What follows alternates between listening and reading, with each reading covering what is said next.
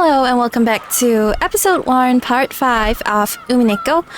Today, we're gonna continue where we left off, which was basically Kinzo and his ramblings about Beatrice and his delusions. Without further ado, let's just get right into it. やあ諸君、当主様は具合が優れられないとのことだ。 I don't like how he's smirking. せっかくこうして1年ぶりの会合に集まってくれた諸君と昼食を共にできないことを非常に残念にしておられた。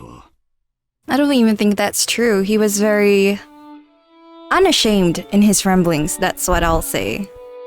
ゴーダ、ランチを始めてくれ。かしこまりました。それでは本日の昼食を始めさせていただきます。南條先生、そんなにお父様のお具合は悪いの？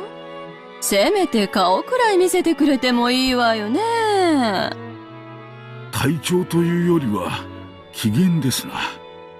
こればかりはつける薬がありませんので。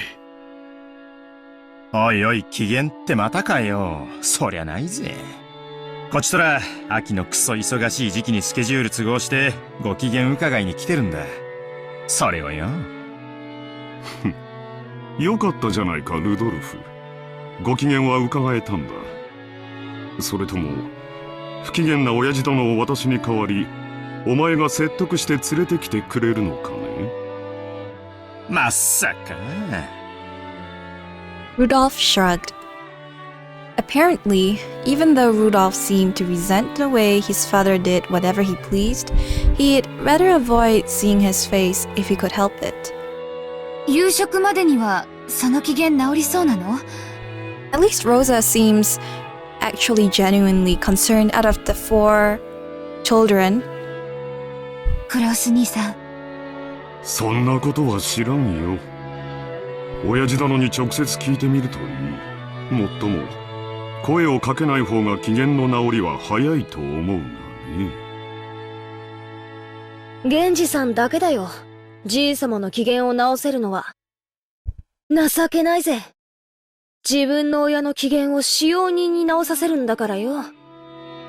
ジェシカ、余計なことは言わなくていい。 She'd planned for her complaint to be heard only by her cousins, but it had reached even Krauss's ears. Scolded, Jessica scowled and turned away, sulking. 機嫌がうんぬんってことは、病状はそんな悪くないんじゃねえの？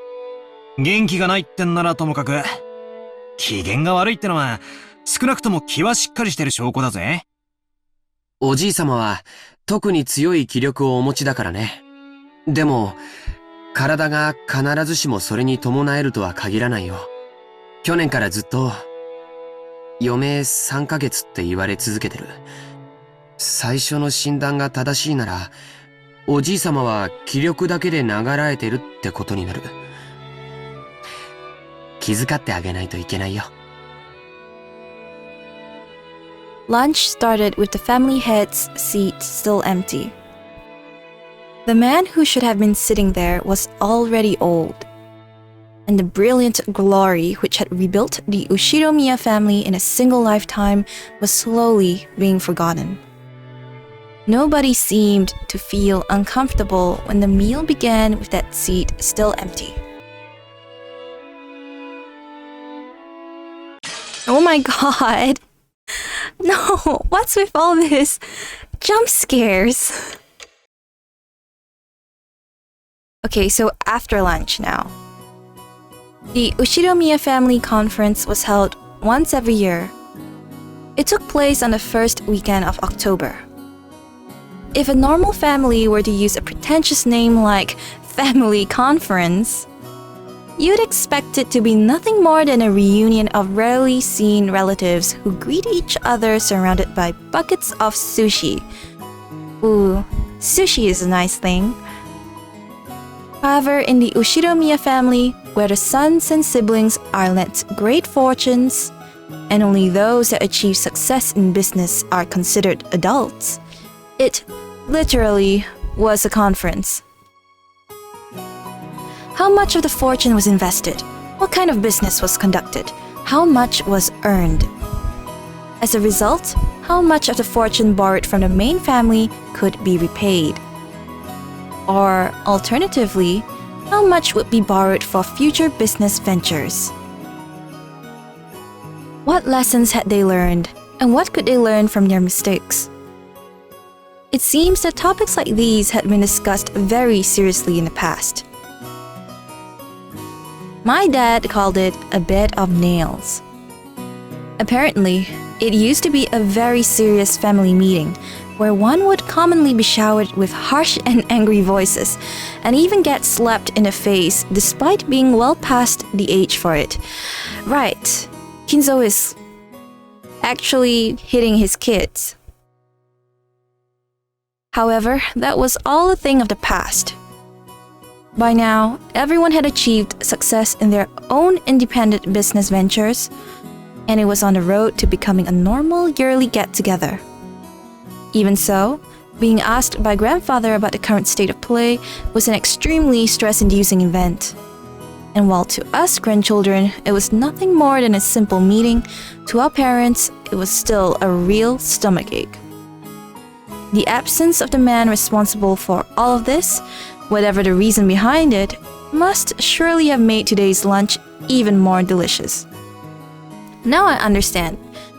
So because Kinzo is, hitting his kids, being very rough with them, and sounds like he doesn't actually care about his kids that much except for the bloodline, it's no wonder that his 4 children don't really seem to care much about his condition and are happier to eat lunch without him present. So that's why the atmosphere in the family is also so cold, I guess.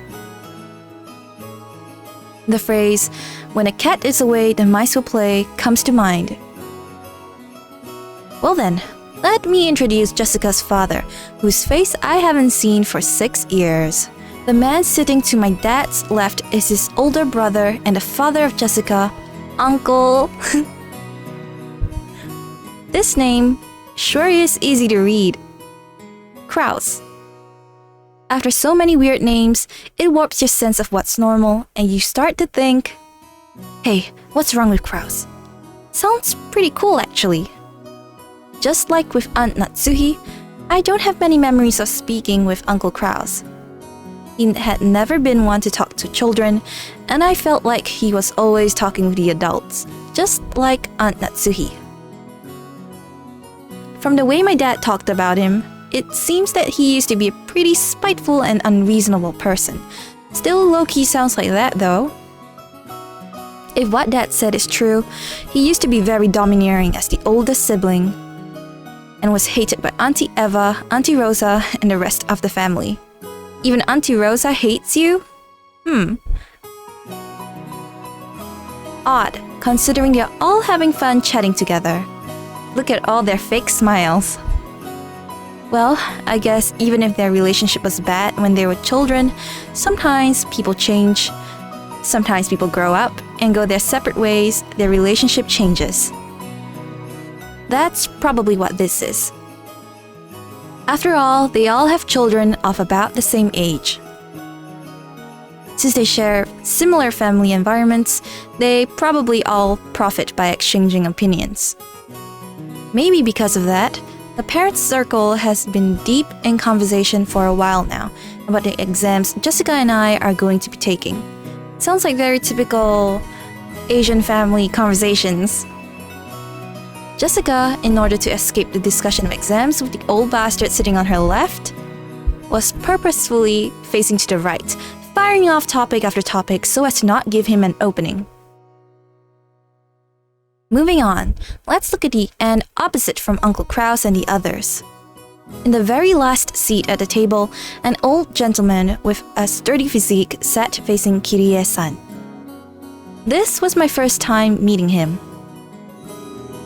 I had only just been introduced to him, but it seems that he's grandfather's personal doctor, a man called Nanjo. Apparently, he used to own a huge clinic on the nearby Nijima Island, but he turned it over to his son and then began living a life of leisure in his old age. He's known grandfather since the very beginning when the mansion was first constructed on this island, and they have a history of going back several decades. I thought he might be grandfather's companion in his suspicious hobbies, but surprisingly, it seems that he's grandfather's chess partner. I see. That kind of hobby does seem very like our grandfather, with his love of Western style. That also explains why the house is built like the way it is. You could probably also call him the only person able to enter Rokkenjima who is neither a family member nor a servant. Wait, actually, the whole thing about the Western style explains their names, maybe even his obsession with Beatrice, the house, and maybe even occult-ish things. From listening in on his conversation with the women folk seated near him, he gave the impression of a calm old gentleman. Considering he's managed to put up with our short-tempered grandfather for so long, I'm sure his big heart is nothing to laugh at. Still, even if he is his doctor, having someone from outside the Ushiromiya family attending the family conference is a little odd. From that fact, I imagine that grandfather's condition has grown much worse, and it may even be one of the major topics of discussion at the family conference. George Aniki was just saying it too. For the past year, grandfather has been continually pronounced as having very little time left to live. It's awful to talk about, but our grandfather is an extremely rich man. At the time of his death, his wealth will suddenly be released, along with our parents' stomach acid, surely leading to some serious ulcers. With this kind of thing, the greater the number of ways it must be split, the more trouble will be caused splitting it. The typical K-drama plotline. We all know this. This kind of talk would probably also be included in the family conference. Oh well, it's not like it has anything to do with us children. Oh, sure me, it has everything to do with you children. Finally, even though he's absent, let me introduce our grandfather. The person who should be sitting in that seat of honor is Ushiromiya Kinzo. It really sucks. He gave everyone else in the family these weird names, but he himself uses one which is conservative as all hell. If only his name were written with those same characters for gold and vault, but he let us call him Goldsmith or something. That'd be really funny. Yeah, that'd be totally awesome. As you can probably gather from all the talk about him, he's a frightening person with an extremely short temper. Because I'm just his grandkid and haven't even met him since I was in elementary school 6 years ago. I don't remember even having been bitten by him, but it seems that our parents were raised with an iron fist. That earlier conversation between my dad and Uncle Krauss about who should go try to convince grandfather to come out seems oddly funny if you take this into account. In order to tell grandfather's story, you have to take yourself all the way back to before the Showa era to recount the tale of the Ushiromiya family. Until the Meiji and Taisho eras, the Ushiromiya family was great and prosperous. So they are a family with a long history. They owned several spinning mills and were very wealthy people who merely had to fall about laughing while the money rolled in. Incidentally, grandfather, as a member of a brunch family, originally had nothing to do with the main family. That's something new. I always thought this was the main family. Distantly separated from the head's inheritance, he apparently had very little involvement with the head house. However, during the Great Kanto earthquake in 1923, the mansion owned by the Ushiromiya main family in Odawara was flattened.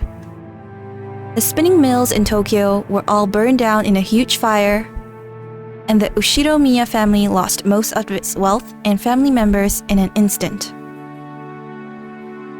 It then became a matter of who would become the heir to the main family, and as it turned out, none were left except for Kinzo, who was as far removed from the main family line as they come.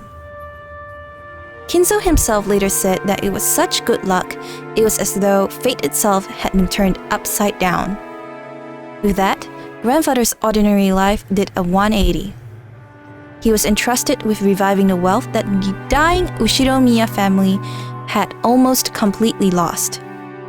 Of course, just because you suddenly dump a task on someone doesn't mean they can do squat to accomplish it. I doubt the people around him were expecting much. But this is where grandfather began to display his extraordinary talent and good luck. Grandfather used all of the family funds and everything from the hair on his head to his toenails as collateral to borrow a massive amount of money.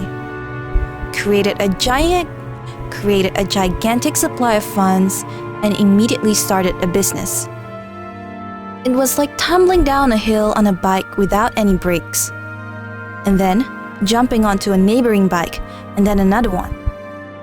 Just like some crazy street performance. Probably anyone would have thought that grandfather had no business ability.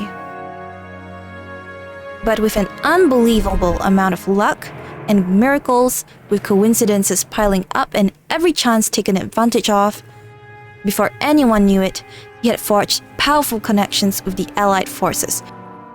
At that time, MacArthur and the GHQ were in charge of Japan. Grandfather, in a twinkle of the eye, began succeeding in business under the protection of the occupying forces, quickly becoming very rich. At this point, it was no longer the luck but information that won the day.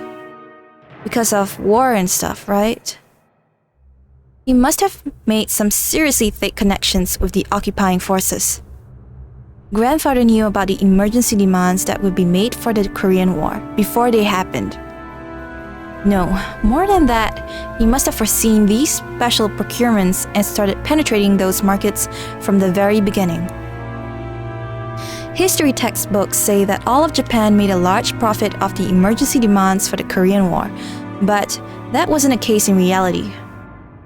Only a very limited number of the super rich played the money game and made an easy profit.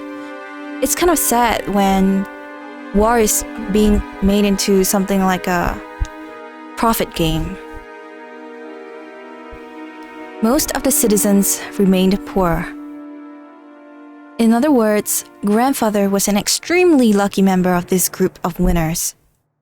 This all happened during the year 1950, I think.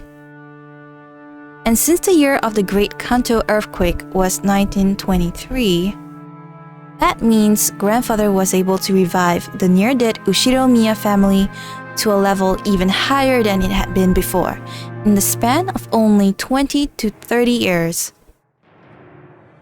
With that, you'd think that he would revive the main family in Odawara. But for some reason, he went and did something as crazy as buying an entire small island in the Izu archipelago.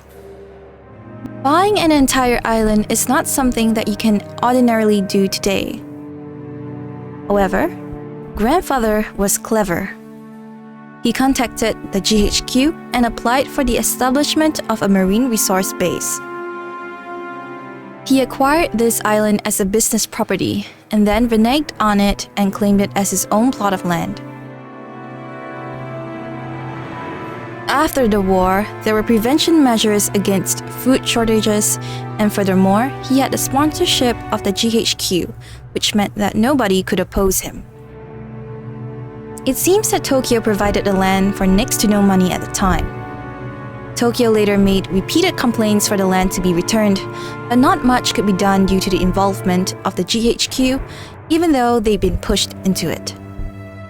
No doubt he bribed everyone there was to bribe. In the end, the city gave up in frustration.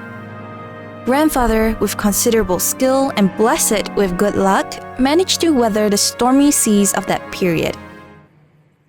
obtaining a vast fortune and his own island. Of course, it wasn't all luck. He was skilled with English, and this was cultivated by his Western obsession. It was by using that as a weapon that he was able to make inroads into the GHQ. A mansion was immediately built on this island. That would be this mansion.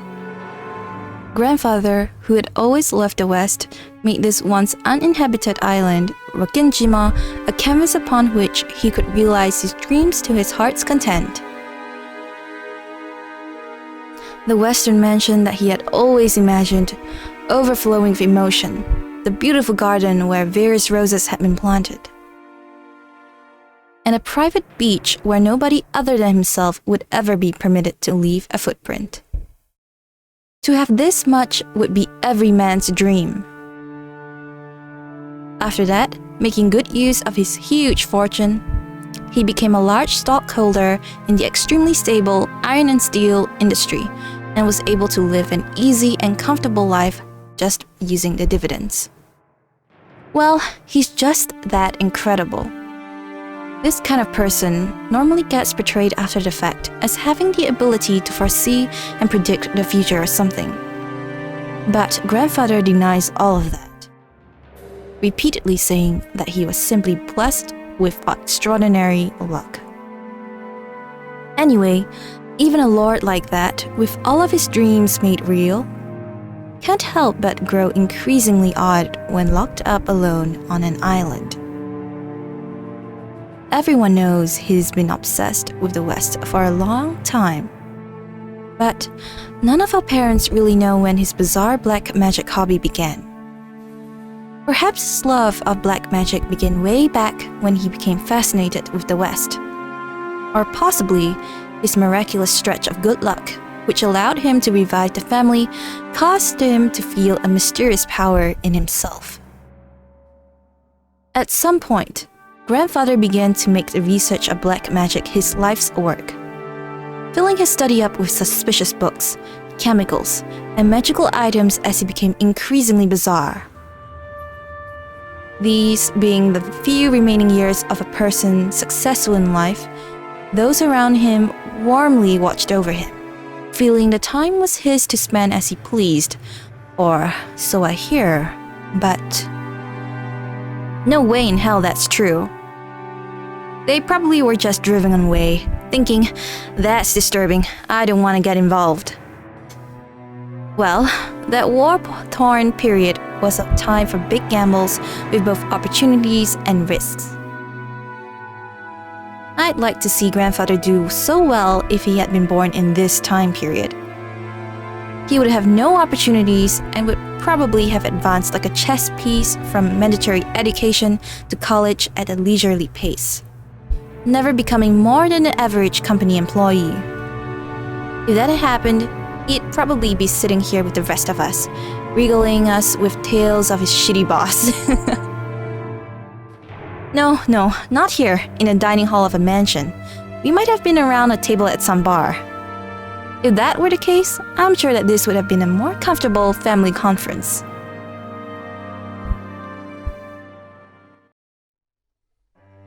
Alright, that's enough talk about the old geezer who won't pop off.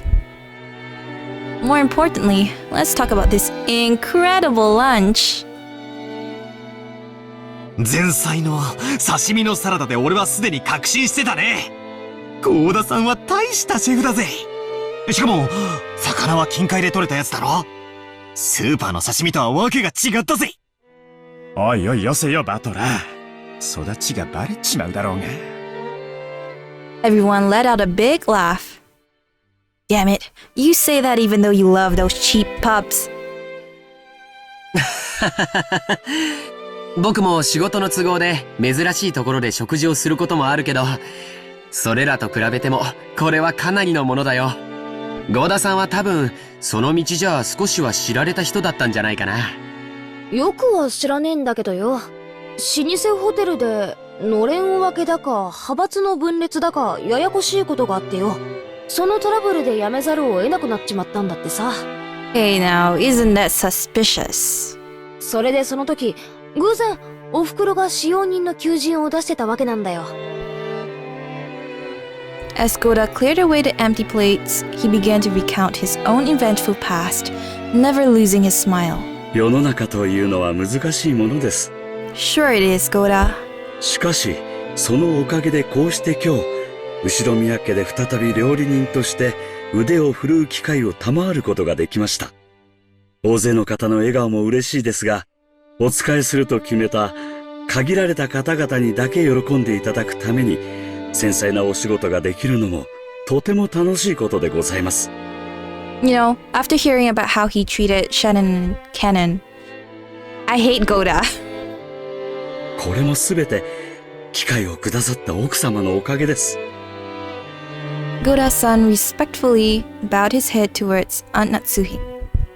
応募のあった中で、ゴーダが一番腕が良かったからです。客観的判断に基づくもので、市場はありませんので、感謝には及びません。Seems like Natsuhi cares about how she is perceived a lot here, that she has to make clear that she was being objective. I guess she doesn't want Eva to get a opening on her and start bullying her. Oh man, why does Aunt Natsuhi always have to speak so frankly? If only she spoke more gently, she might have given off a different impression. Shannon-chan and Kumasawa-san entered from the hallway with a serving cart. 失礼いたします。それでは本日のデザートに移らせていただきます。Gohda-san and the others laid out the beautifully adorned dessert. I guess it's true when they say that you have another stomach for desserts. I thought that being fed all that delicious food had totally filled me up. But as soon as I laid eyes on that dessert, my stomach started yelling, more. I don't know much about desserts, but this looked really good. A white pudding-like substance was garnished with 2 shades of red sauce, and elegant rose petals adorned the dish. When you dine on such magnificent food as this, first it is distributed in front of everybody, and then the chef takes a moment to extol the virtues of his creation. Until he has finished, as a rule, you don't touch the food. However, Maria, who had no experience with these ceremonious rules, got excited by this beautiful and delicious-looking dessert and jumped into the fray as soon as it was placed before her. Auntie Rosa scolded her, calling it bad manners, but George responded by saying, Now, it's all right. こっちの酸っぱい。こっちの酸っぱい。バトラ、こっちのは外れ。What wrong one? Maria exclaimed as she sampled the 2 colored sauces. なんだと？当たりと外れがあるのかよ。よし、俺も味見をしてやるぜ。Apparently, the 2 sauces were one sweet and one sour. Despite it being bad manners, I also stuck my little finger in and licked it. Whoa, one of them was sour enough to make you pucker up. If it were yellow, I'd have suspected lemon, but I couldn't guess what kind of sourness would be red. I decided to ask Shannon, who was putting away the serving cart behind us. シャノンちゃん、この酸っぱいのは何のソースだい？I knew it. Shannon-chan hesitated to speak, but I wonder if it's because of the whole furniture thing, you know? Maybe she was just setting a table and doesn't really know. She's hesitating a bit much for that, though. Oh. Did I ask something wrong? Or did they use something that we'd be better off not knowing about? While Aunt Natsuhi acted as though she had a headache, Kumasawa-san, who was sitting at the other side of the table, began to laugh with a ho-ho-ho. 何の材料を使っていると思いますか？驚きますよ。全然わかんねえぜ。というか、熊沢のばあさんがそういう笑い方すると不気味でならねえぜ。で、何なんだよ、正体は。内緒ですよ。お耳を拝借。Kumasawa-san leaned across from the other side of the table. She'd asked to borrow my ears, so I leaned forward too. Their interest caught. Jessica, George Aniki, and of course, Maria also put their ears closer.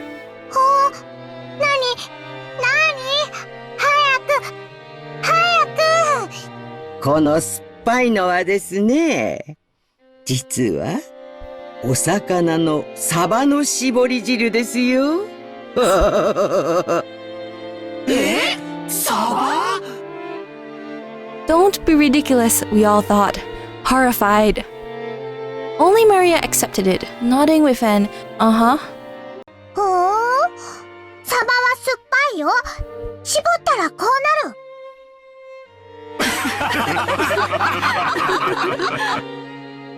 When Maria started clamoring that mackerel was sour, the adults were unable to contain their laughter. 違うわよ。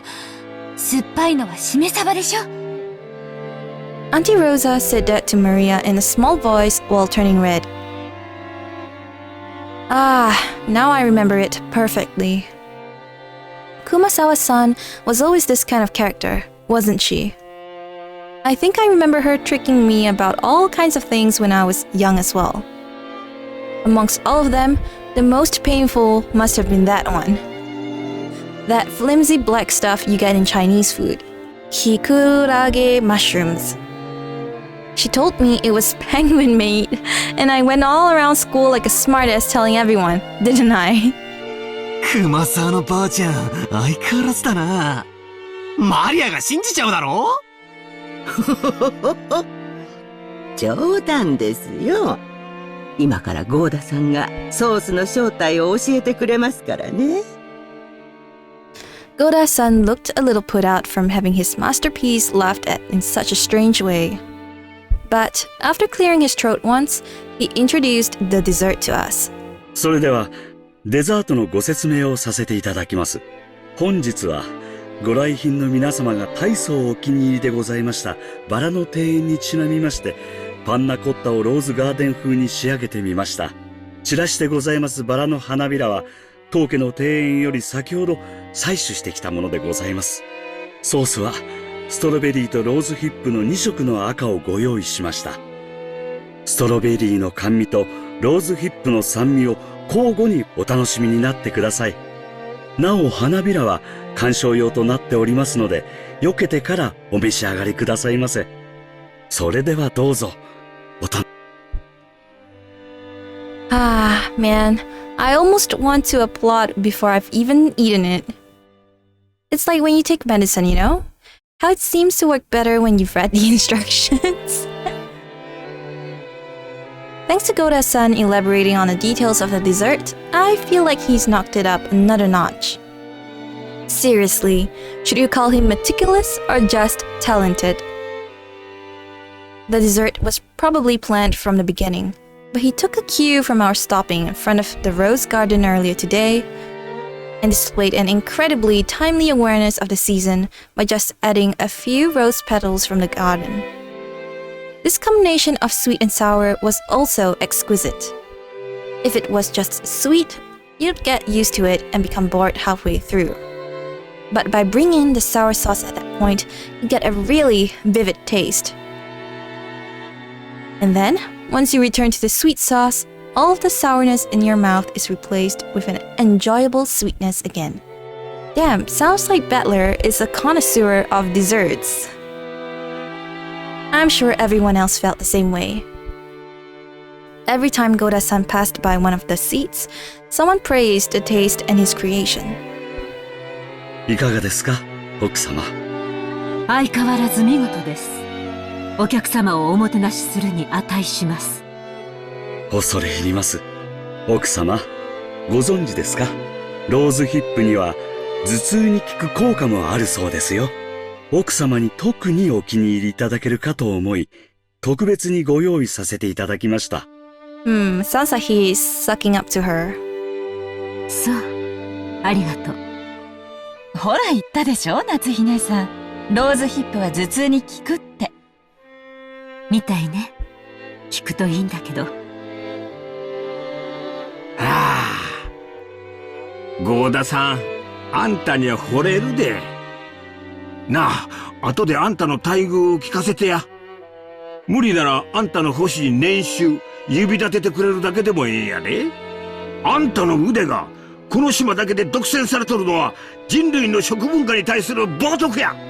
その腕、わしの会社で振るって、お客の皆さんを喜ばせてみる気はないかのう。うちのゴーダを引き抜かれるのですか？これは困った。ゴーダの待遇をもっと良くしないと引き抜かれてしまいそうだ。そうした方がいいわね。じゃないと引き抜かれて、3食が熊沢さんのサバ料理にされちゃうわよ。ほほほほほ。これは手厳しゅうございます。すっかり根に持たれてしまいまして。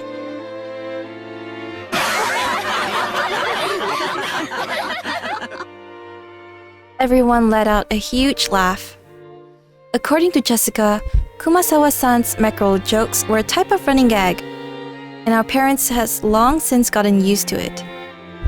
Kumasawa-san often claimed that mackerel contained precious nutrients that could do things such as prevent aging and make people smarter.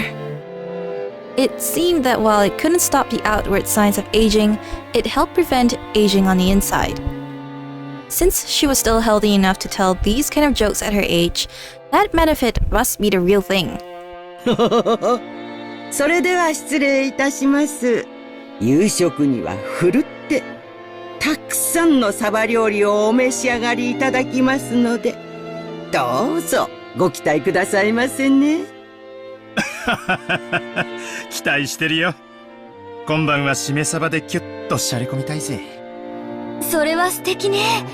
ついでに日本酒の美味しいのも出てこないかしら。ええ、ございますよ。六軒島名物のサバ焼酎なるものがございまして。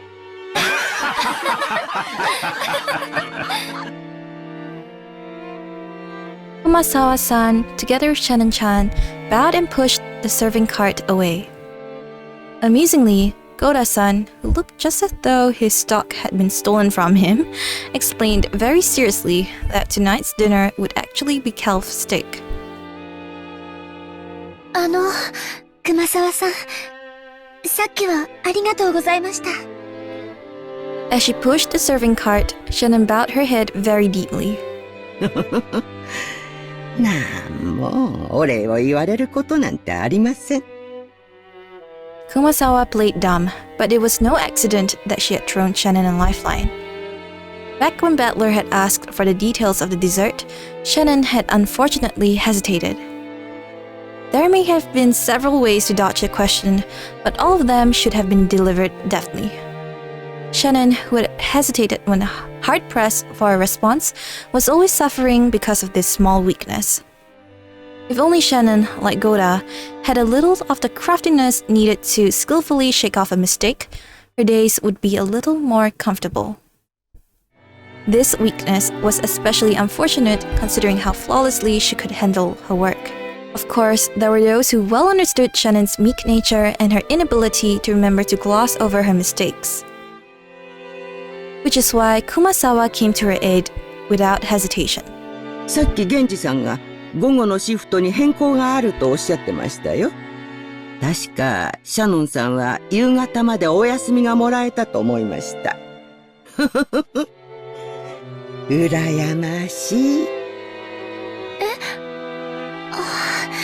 すみません。シフト表を確認していませんでした。そうそう。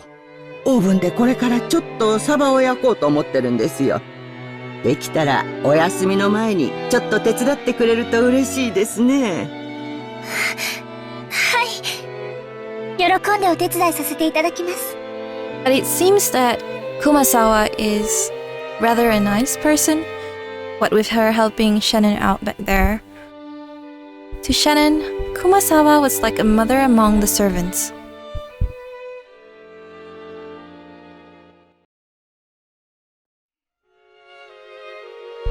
The dining hall needed to be cleaned up, so we were chased out. Instead, tea would be served in the parlor. It seemed that they would be pairing the black tea that Auntie Rosa had bought for Aunt Natsuhi. Maria insisted that she also wanted to drink the black tea, but was rejected by the old bastard, who told her and the rest of us kids to go play outside. バトラ君、みんなで表に散歩に行かないかい？バラでも見に行ったらええ。でも天気には十分注意するんやで。空はまだ明るいが、天気予報はふるふると繰り返しちょる。マリアは海がいい、海がいい。あら素敵じゃない？砂浜で遊ぶなんて普段はなかなかできないものね。そっか。よし、じゃあみんなで浜辺でも行こうぜ。行こう。マリア、服を濡らさないようにするのよ。靴もよ。濡らさない。素直で可愛い。バトラ君、マリアちゃんの面倒、ちゃんと見てあげてね。おうよ、任せろ。ほう。お前もキリエに頼まれると素直で可愛いじゃねえか。たまには俺の言うことも素直に聞いてみろよ。へっ。まっぴらごめんだぜ。行こうぜ、みんな。The children flew out of the parlor. They were replaced by Genji, who pushed a serving cart in and prepared the black tea. The parlor was filled with a sublime aroma which entertained everyone while they waited to appease their thirst. ルドルフのところは家族仲がいいじゃないか。良いことだ。よせよ。兄貴のところには負けるぜ。そうよ。ジェシカちゃん、本当に可愛らしく育ったじゃない。これも夏日姉さんの教育の賜物ね。どうも。Natsuhi answered coldly. With that, the conversation halted and the parlor became silent. Possibly because he couldn't stand it anymore, Hideyoshi broke the silence while performing an exaggerated gesture. しかし、成長は早いもんやで。いつまでも子供だと思っとったが、図体はみるみるでかくなり、いつの間にか大人の仲間入りや。バトラ君なんか見違えたで。体は大きくなりましたけど、まだ子供です。うちの主人も未だに子供ですけれど。子供と大人の境ってどこなのかしらね。私、未だに大人になったって自覚が持てない。情けないじゃないか。Wow, what a meanie. 一児の母の言うことではない。そうね。私たちももう子供じゃない。大人同士よ。だから感情的にならず、知的な会話をしたいわね。When Eva smiled with sharp sarcasm, everything seemed to get more tense. It felt like the smell of the tea that had been prepared so carefully just flew out of the window. 知的な会話なら昔からいつも心がけているじゃないか。お前の嫌味は時に的を外している。昔から変わらない。昔からいつもですって？あらあら。その言葉をきれいに放送して、何十年か前のこの部屋に届けてあげたいわね。ねえ、ローザ。Rosa smiled with a vague expression. Whether she agreed or disagreed, she knew that she would earn the displeasure of either her brother or her sister. It was a bit of worldly wisdom she had needed to learn as the youngest sibling. よせよ、姉貴。ガキどもがいない間に本題に入ろうじゃねえか。それこそ知的な話よ。As Rudolph glanced over the faces of all present, some let out a slight sigh and some let out a small look of resignation across their faces. This was the unavoidable, true agenda. 去年の時点で余命3ヶ月だったんだ。I was a bit surprised when he suddenly faced me. ってことは、すでにマイナス9ヶ月ってことじゃねえか。いつお迎えが慌ててすっ飛んでくるかもわからねえ状態ってことだぜ。当主様は今でも健在でおられます。このような不穏当な話を日も明るいうちからなさろうとするなど、ルドルフさんの正気を疑わざるを得ません。だがな、夏日さん。こういうしょっぱい話はいざことがあってからじゃ遅いんや。今が元気だからこそ余裕あるうちにしとくもんなんやで。That's true too. これも財産のエチケットみたいなもんや。諸君の関心は親父殿のようじゃないか。南條先生、あなたから説明してくださいませんか。彼らもそれをお望みらしい。Nanjo, standing by the window and staring out at the rose garden, let out a single cough when he realized that he was being called. 南條先生、お父様の具合はどんな感じなんですか？まずはじめに、私が去年申し上げました余命3ヶ月という言葉が一人歩きをしているようですので、その訂正からいたします。言われずともわかるわ。余命というのはあくまでも見込みであって約束ではないとおっしゃられるのよね。さようです。ですから皆さんからたびたびお尋ねを受けますが、いつ亡くなるのかということは決して断言できないことなのです。人の命は体と心に支えられております。体が弱れば危うくもなりますが、それを補う心の強さがあれば小康状態を維持することもあるのです。体はともかくお心はまだしっかりしていて意気健康でいらっしゃれるということですね。キリエ、すまんがしばらく黙っててくれ。ごめんなさい。さようです。 Why though? 金蔵さんの体はすっかり病魔に蝕まれております。ましてやあのような強いお酒をたしなまれ続けてはとてもとても。崖っぷちなのも酒のせい、ながらえてるのも酒のせいか。酒豪の親父らしいね。それで先生、もちろん見込みで結構なんですけども、お父様来年の今日まではさすがにどうかしら？当主様に対してあまりに無礼な質問です。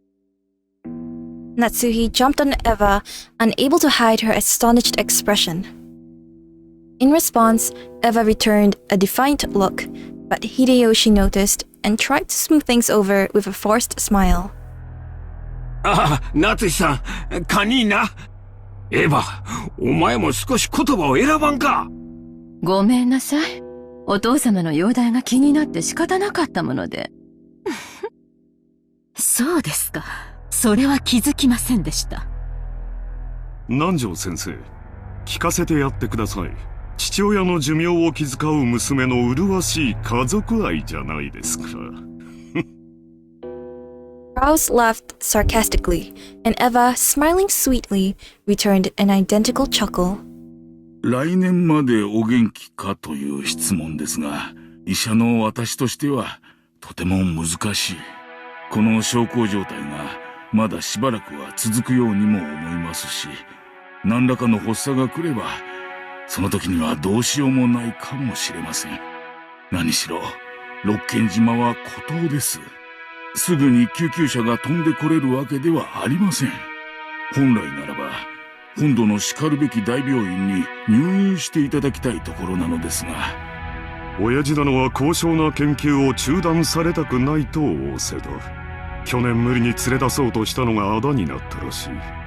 外へ出れば病院に閉じ込められてしまうのではないかとひどくお疑いになられていてな。すっかりこのざまなのだよ。南條先生の診察は受けておられるの？親父殿は南條先生には心を許しておられる。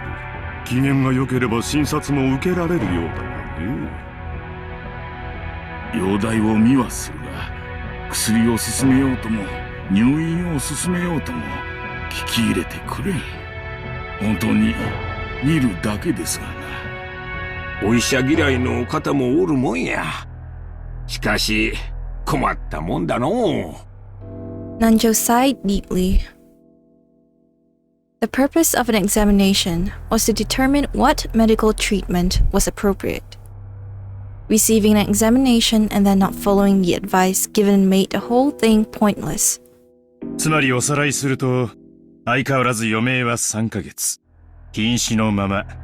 あとどれだけ長らえるか、見当もつかねえってことだ。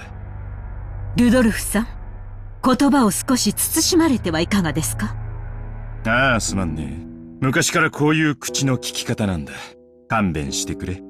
南條先生のご意見は分かりました。クラウス兄さんから見て、どうなの？実を言うと、南條先生とは異なる意見だね。とても余命3ヶ月の重病人とは思えないというのが本心だ。I hate Krauss's evil smile. 怒鳴り声は相変わらず健在で、いつぶん殴られるかとヒヤヒヤしっぱなしだよ。長男にだけ親父の世話を押し付けるのは実にフェアではないね。来世では俺より後に生まれろよ。さて、話を戻そうぜ。そんなわけで、公正中立なお医者の先生の見解じゃ、いつお隠れになっちまってもおかしくない状態だ。兄貴には悪いが、ここは専門家の意見を採用させてもらうぜ。となりゃ、決して親父の財産を話し合うことは、時期尚早ではないってことさ。I see. Maybe Krauss wants to prolong the discussion of the fortune so that all of the fortune in its entirety will go straight to him with no one left to discuss about it. お父様の個人資産はおそらく数百億にも届くでしょうね。でもそれは綺麗な現金で揃ってるわけじゃないわ。お誕生会のケーキみたいに綺麗にナイフが入ってカットできるほど単純じゃないでしょ？姉貴の例えは面白いな。そうさ。ケーキの上にはイチゴやらチョコの家やらが乗ってて、綺麗に等分するのが難しいことだってあるだろう。それを加味してどういう風にナイフを入れるのか先に相談しておくのは大切なことだと思うぜ。それを当主様が存命のうちからさも他界なされたかのように声高に議論される皆さんの気が知れません。あら、必要な話よ。だって遺産相続はその時点で直ちに行われなきゃならないものよ。ましてや栄光ある後宮家の財産は莫大。事前に入念な相談が必要なことはお分かりでしょうが、当家の資産はあなたのご実家とは大違いなんだから。失礼な。私の実家は関係ありません。As Natsuhi resentfully responded in a low voice, the already dark atmosphere grew even more hostile. 予算買えば、夏日さん、堪忍な。口が悪いのは許したってな。Hideyoshi tried to smooth things over by glancing at both with a forced smile, but it only resulted in making the hostility between Eva and Natsuhi even more intense. これ以上はお邪魔なようですな。失礼させていただきましょう。Nanjo rose from his seat and exited the parlor. This may well have been a normal act of courtesy expected of an outsider, but even so, his back was watched by several glances envious of his ability to escape.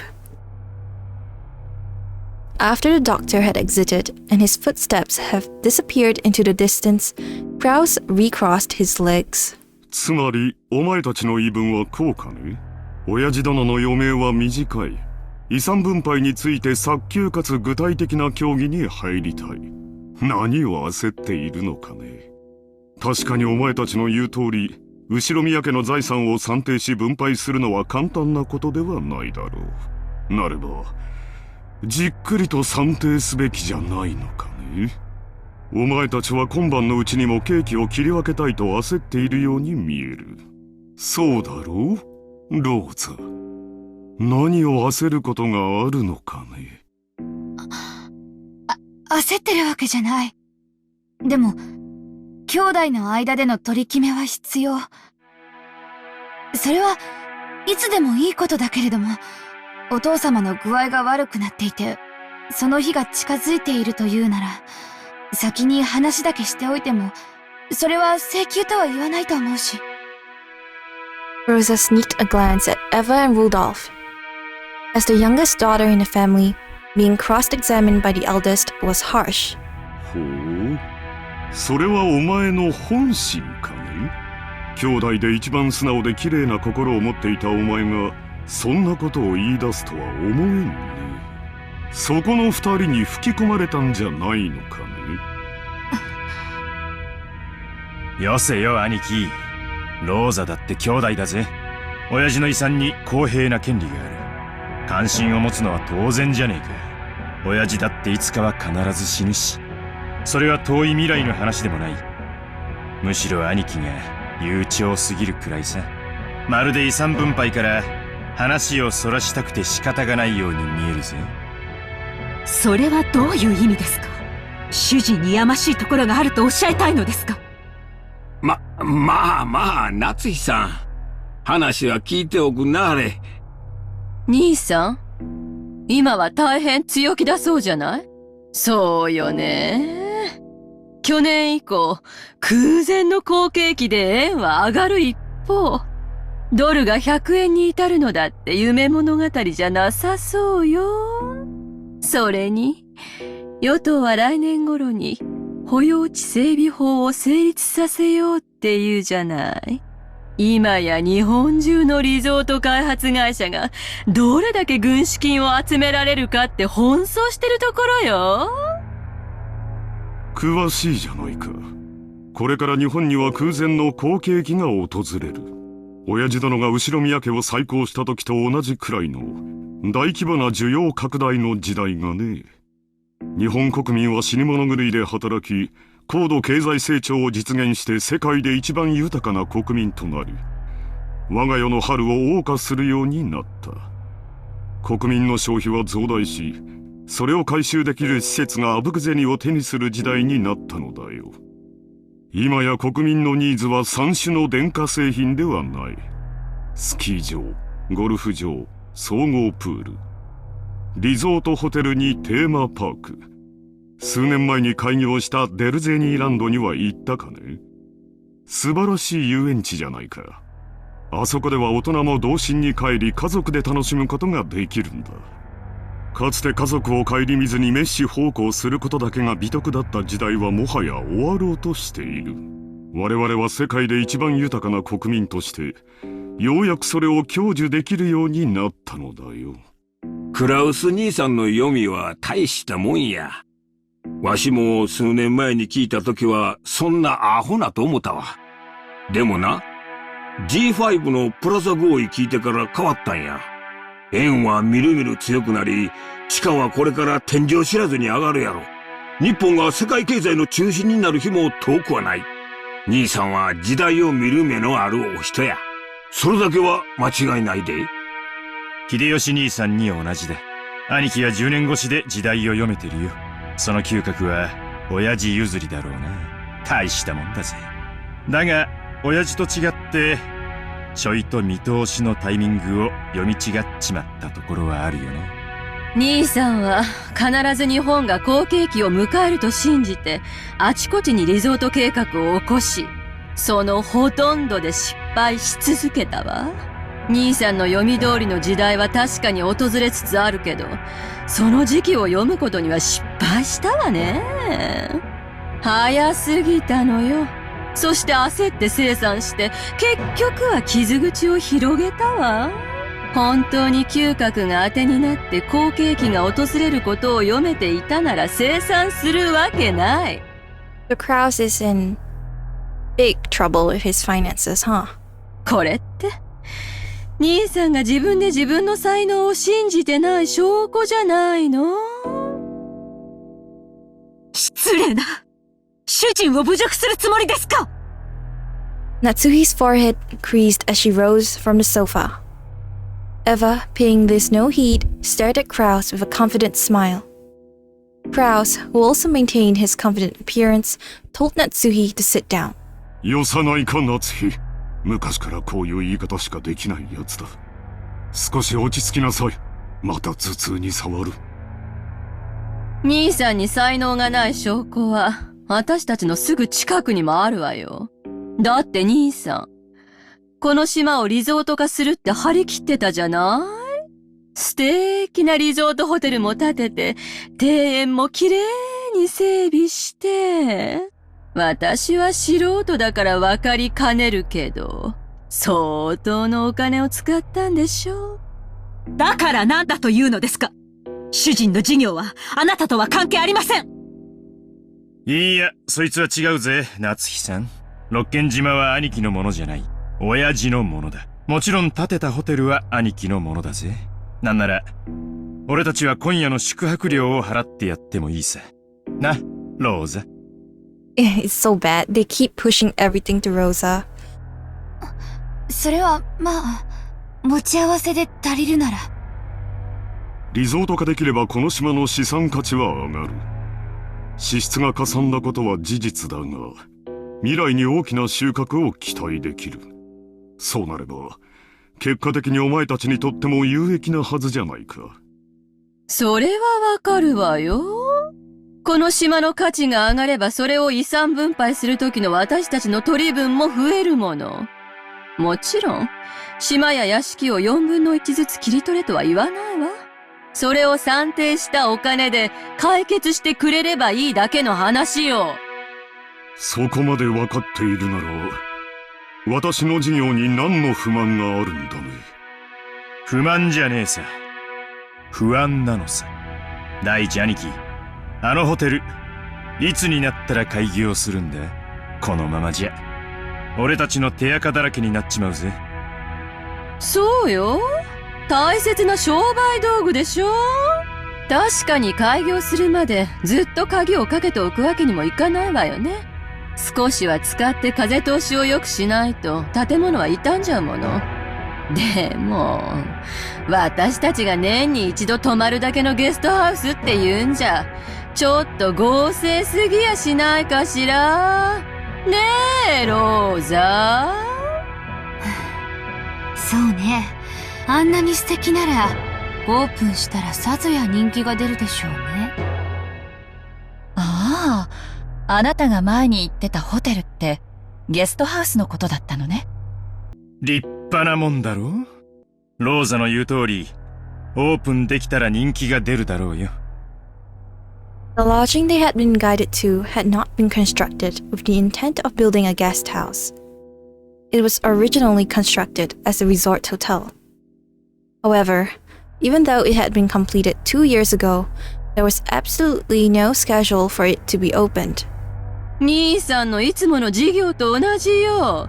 着目や企画はご立派。そしていつも途中で立ち行かなくなって何も回収できずに終わる。この島をただ住むだけにしか使わないのはもったいないって兄貴の着眼は立派さ。そしてリゾート化してマリンスポーツやらフィッシングやらハネムーンやらを誘致して盛り上げようってのはなかなかいい絵だったと思うぜ。俺だって長男だったならこの島を何かに有効利用できないかと頭をひねったに違いないさ。でももう出来上がってから2年も経つのよ。2年経って未だに開業のめどはつかないの？任せてる管理会社はどこ？失敬な。それは主人の手落ちではありません。主人の仕事を請け負う会社間でトラブルが生じているだけで、うちはあくまでも被害者です。しかしな、クラウス兄さんが任せてる例のとこ、あまり噂は聞かんで。はっきり言ってあげなさいよ。不払い横領トラブルで計画が空中分解しちゃったって話。私たちの耳に届かないとでも思ってる？裏も取れてるんだから。何の裏だか存じませんが、事実無根です。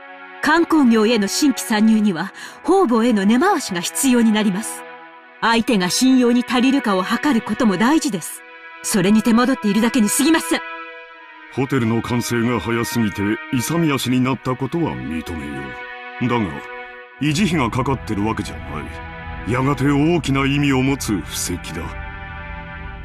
嘘つけよ。生産したくても売れないだけだろ。観光ルートの確立してない何もない離島にやたら豪華なホテルなんて買い手がつくわけもねえさ。それに事業に集めた融資はどうなってんだよ。維持費はかからんでも返せん借金は膨らむ一方や。すまんがクラウス兄さん、この島の開発計画の話ちょいと調べさせてもろたんや。正直こっちもええ話は聞かへんのや。秀吉さん、確かに今の財政状況だけを見たらそういう印象を持たれるかもしれない。だがこれは先行投資なのだよ。その読みを誤り、これまでに多くの負債を生んでしまったことは認めざるを得ない。だがようやく時代が私に追いついた。これまでに失った分はすぐに取り戻せる。いや、それどころかこれまでの投資だってやがては私のもとに戻ってくる。そう例えるなら、放った稚魚が鮭となり肥えて帰ってくるようにね。それは認めるで。これからリゾート業界は空前の好景気を迎えるやろ。これまでの負債を埋められるほどかはわからんが。だがな、クラウス兄さん。これまで散々負け続けた兄さんが、どこから軍資金を調達したって言うんや。それも半端ない軍資金や。あれだけの穴を埋められる軍資金やで。秀吉さんは何をおっしゃいたいのですか？ I guess this was the real meat of the topic about the money, right? ああ、夏樹さん。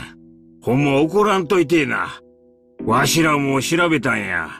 これまで負け戦続きのクラウス兄さんに、最近の強気な莫大投資を支えられるほどの融資を誰ができたんか。結果、いねえんだよ。そんな後ろ盾は。弱り目と逆に張るのがマネールーレットの鉄則だ。兄貴はこの界隈じゃ、ちょいと知られた弱り目さ。確かに時代は好景気を迎えようとしているが、これまでの兄貴の失敗等を天秤にかけて、その上で融資に値すると思う連中がいるのかって言ったら誰もいなかったのさ。ならね、そのお金をどこから調達したの？ From the father's wealth? ってことになるのよ。ほう、興味深い話じゃないか。それで？あなた、このような暴言をいつまで放置されるつもりですか？座れよ、夏日さん。単刀直入に言おう。兄貴は親父の個人資産を自分の事業に流用してる。これはほぼ間違いねえ。これが俺たちの誤解だってんなら、どうかぜひそれを解いてもらいたいもんさ。ルドルフ、流用なんてもんじゃないわよ。これは横領よ。刑事告発できる立派な犯罪なんだから。無礼極まりない。仮にも後宮本家跡継ぎの後宮クラウスに向かって信じられない暴言です。暴言じゃないわよ。図星でしょ。なんとか事業を成功させてこれまでの損失を埋めたいんだけど、その穴は広がっていく一方、博打の穴をさらに大きく張った博打で埋めたいだけよ。その軍資金がすぐ近くにあったなら手をつけるのは道理。はっきり言うわ。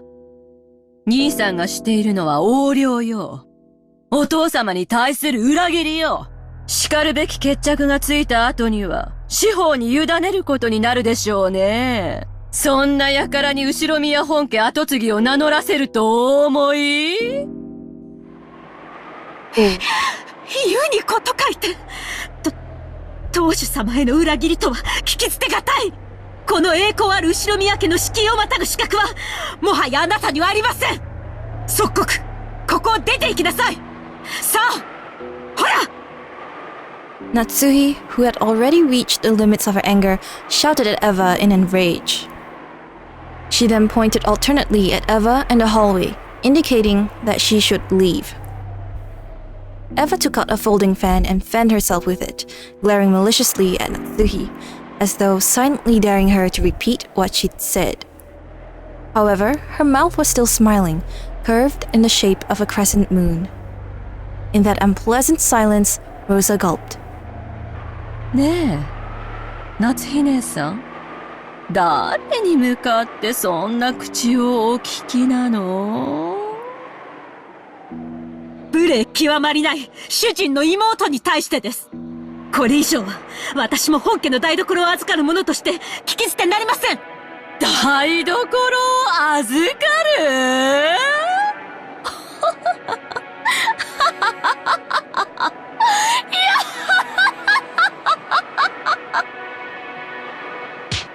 Oh my goodness. この名ばかり女房が Eva folded the fan with a snap and rose powerfully.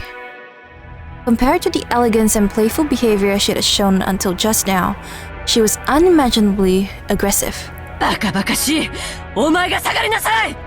この後ろ宮エヴァに当主様の左肩を許されている後ろ宮家序列第3位のこのエヴァに下がれと I knew it, that she would use her position in the family to treat Natsuhi in this way. 身の程を知りなさい。そしてお前のそのみすぼらしい姿を鏡に映してみるがいい。お前の服のどこに翼が？どこに片翼のわしが許されているのか。貴様など後ろ宮家の跡継ぎを残すためだけの存在じゃないの。So that family insignia thing that I've been talking about is now has a name, which is the wing. Let's hear what Eva says. 身の程をわきまえるがいい。このゲス女が。While Eva's face grimaced unattractively, her words pierced Natsuhi's heart like claws and painfully twisted in. There were 100 ways Natsuhi wanted to respond. However, her anger and sorrow crushed her throat, and not one of them managed to make it to her mouth. The anger which had lost any place to go became a single hot tear which slowly dripped down. Damn, I feel so bad for Natsuhi now. Oh god. That's a very scary face. 何か言い返したいなら、どうぞ言い返しなさいよ。ほーら。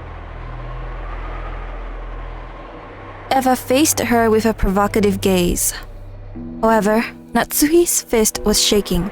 She trembled all over, unable to do anything. Okay, Krauss quietly broke that powder keg tension.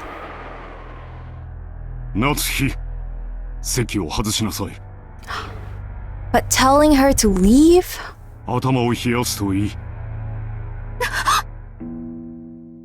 Natsuhi, resenting the fact that her husband had not come to her aid, shifted the focus of her attack. あなたはさっきから何を言われているのか分かってるんですか？この人たちは言うにこと書いてあなたのことをお父様への裏切り者呼ばわりしているんです。私たちが後宮家の栄光を守り、お父様からそれを受け継ぐため日々高潔であろうとするすべての努力をないがしろにして踏みにじる。なんという聞きがたい暴言。あなたもあなたです。どうして言い返さないんですか？あなたが言い返さないから私が言い返しているのに、さっきからあなたは私に任せっきりで、その私に頭を冷やして来いなんて言うんですか？いつも私ばかり。私はいつも真剣にこの家のことを考えているのに、それをあなたは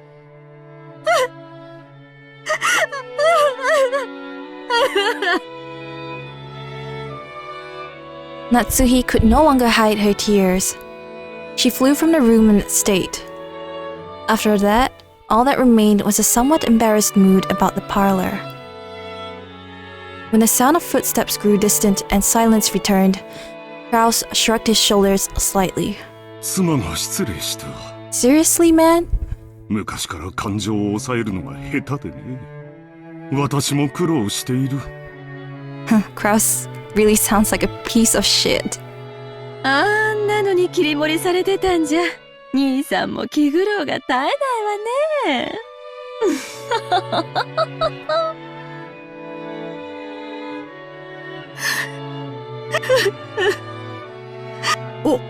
奥様。何でもありません。下がりなさい。Natsuhi flew into her room and bent over the bed, wailing. Those heart-wrenching sobs reached Kumasawa in the hallway.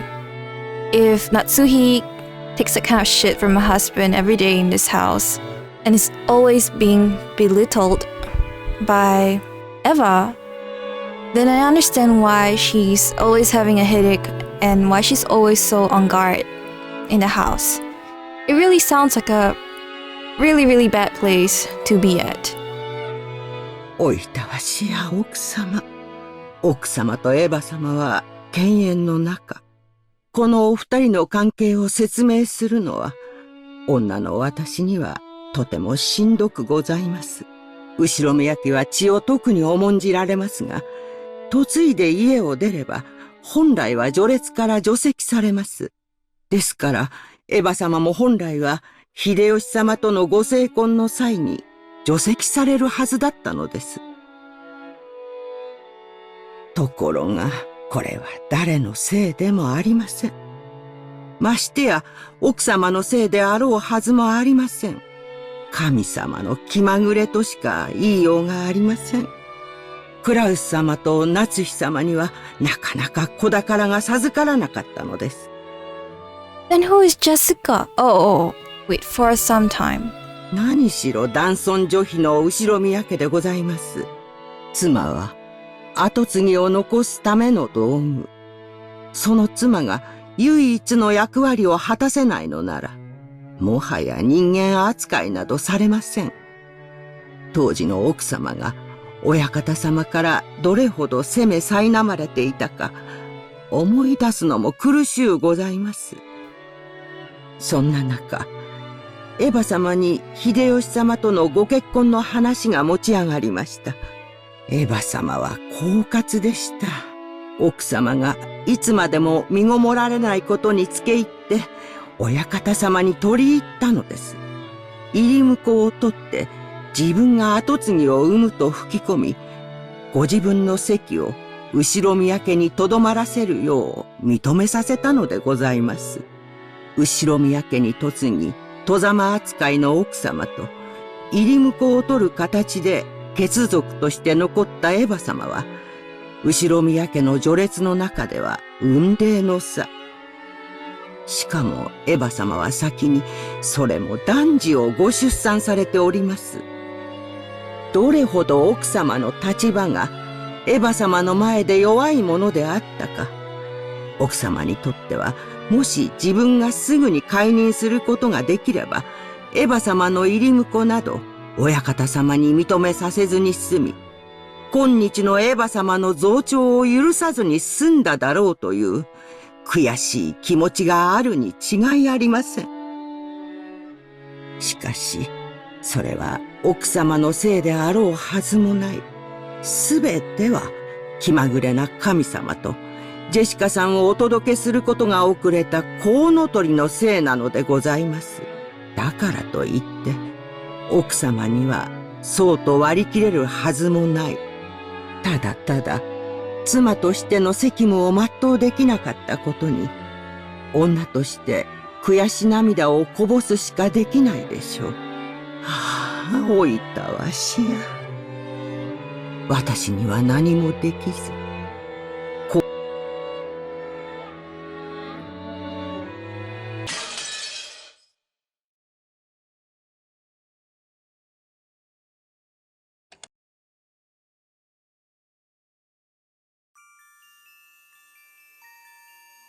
So, a lot of things to talk about now. After Kumasawa revealed the truth of the matter, now I understand why. It puts more things into context. Why Natsuhi is treated the way that she is by Eva especially. And It's just so sad for Natsuhi that her only place in this family is to just bear a child, and women are not important at all. I mean, this is a patriarchal hierarchy, right? That would also put pressure on Eva, who was unfortunately born a woman, to fight tooth and nail to get to where she is today, which is still on a family register. There's a lot of things this episode. Anyway, thank you for watching. I'll see you next time. Leave a comment down below if you enjoyed it or if you hated it.